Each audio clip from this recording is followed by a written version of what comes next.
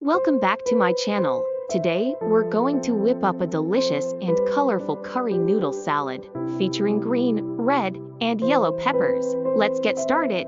First, we'll cook the noodles according to the package instructions. While they're cooking, let's chop up our veggies in small square pieces.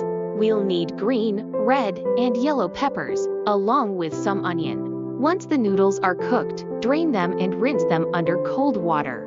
This will help them cool down quickly and prevent them from sticking together. Now, it's time to assemble our salad. In a large bowl, combine the noodles and veggies.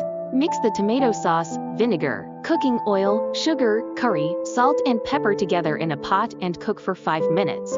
Pour hot mixture over pasta and veggies. Give it a good mix and refrigerate. Let pasta salad stand for at least 1 day before serving. And voila, your curry noodle salad is ready to be devoured. Thank you so much for joining me today.